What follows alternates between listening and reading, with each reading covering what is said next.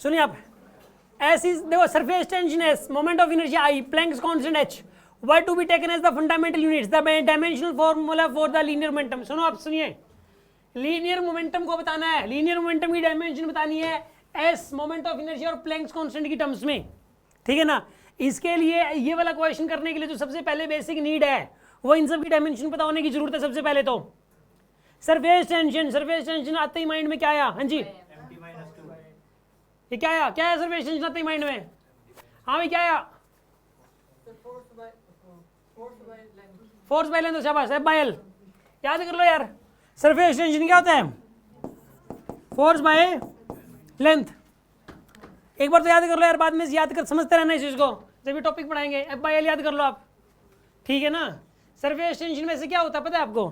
जैसे वाटर का सरफेस है, मतलब मान लो ये वाटर सरफेस के ऊपर जो है ना एक इमेजिनरी लाइन मान लो, या इसके ऊपर एक लेयर होती है, लेयर, इसके ऊपर धागा डाल दो, एक धागा, वो धागा थोड़ा चौड़ा होने लगता है, वो लेयर जो है ना इस धागे के ऊपर इधर फोर्स लगना शुरू कर देती है और ऐसे ही अपोजिट में फोर्स लगना शुरू कर देती है, ऐसे इस तरफ।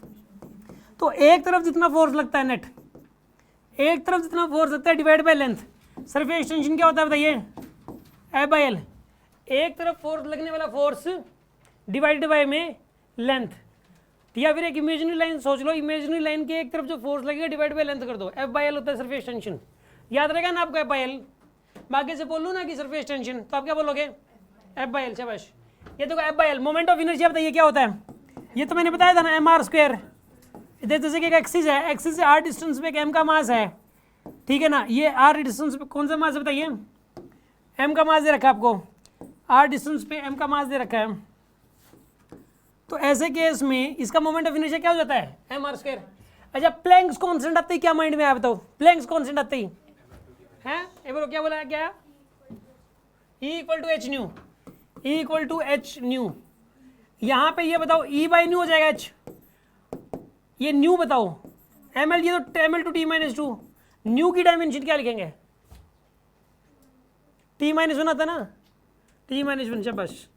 इसके अंदर सुनो आप, यहाँ पे क्या आएगा? M L two T minus one. मैं याद तो करा दूंगा, बस तुम क्लास में आते रहो, हमारे पास बहुत सारे तरीके हैं।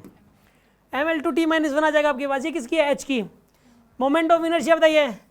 एम एल टू, ये आएगी मोमेंट ऑफ इनर्शिया की।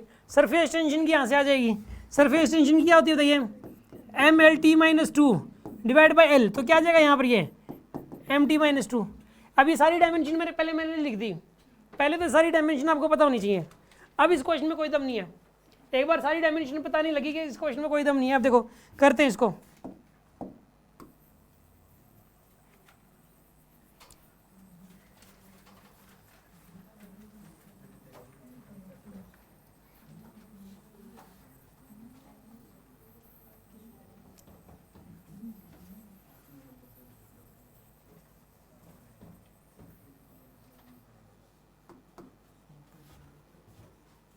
हाँ जी, अब लिखिए। आप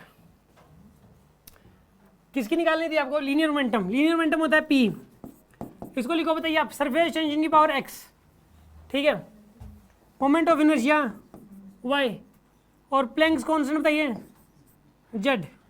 यहाँ पे क्या आएगा मोमेंटम की? M L T minus one.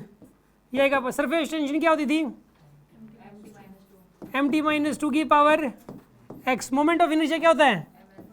M L two की पावर y, और प्लैंक्स कांस्टेंट क्या थी? एम एल टू, इसकी पावर क्या लिखोगे आप? z लिखोगे। अब आगे लिखो आप,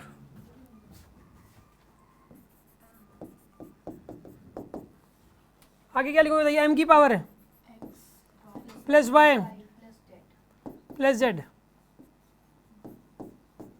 t की पावर क्या लिखोगे? माइनस टू एक्स माइनस का z, ये आ जाएगी t की।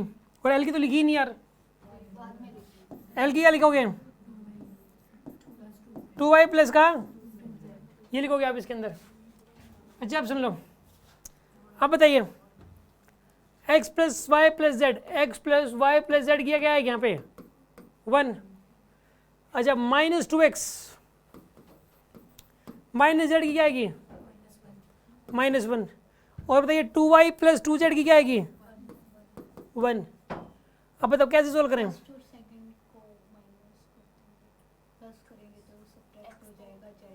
एक काम करो ना, इसको 2 से मल्टीप्लाई करो और इससे ऐड कर दो, इसको 2 से मल्टीप्लाई कर लो, माइनस का 4x minus 2z is equal to -2। यहाँ पे क्या आएगा बताइए?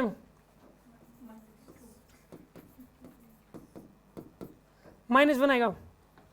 यहाँ पे क्या आएगा बताइए? यहाँ पर ये y माइनस में इज इक्वल्स टू क्या आएगा? -1/2।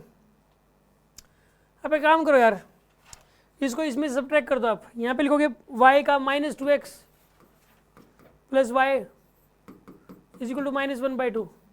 इसका ना साइन बदल दो आप, ये प्लस ये माइनस ये प्लस, ये कैंसिल हो जाएगा। कितना आएगा यहाँ पे? ये 3x plus z is equals to 3/2 आएगा। माइनस का क्यों आएगा? प्लस का आएगा। ये प्लस का 1 नहीं था क्या? माइनस का था, प्लस का। अब एक काम करो, इनको भी ऐड कर दो, अब दोनों को कुछ ना कुछ ऐड सब्ट्रैक्ट करते ही रहो, कुछ ना कुछ हो ही जाएगा। इन दोनों को ऐड कर दो, ये कैंसिल हो जाएंगे। क्या आएगा यहाँ पे? x की वैल्यू 1/2 आ जाएगी यहाँ से। x की वैल्यू तो आ गई 1/2, यानी s की पावर x है, x की पावर 1/2। देखो एक तो इसमें है, इसमें नहीं है, इसमें है, इसमें भी है। चलो x की वैल्यू तो आई। अब x की वैल्यू जो 1/2 है ना, वो इसमें पुट कर दो आप। क्या लिखोगे बताइए?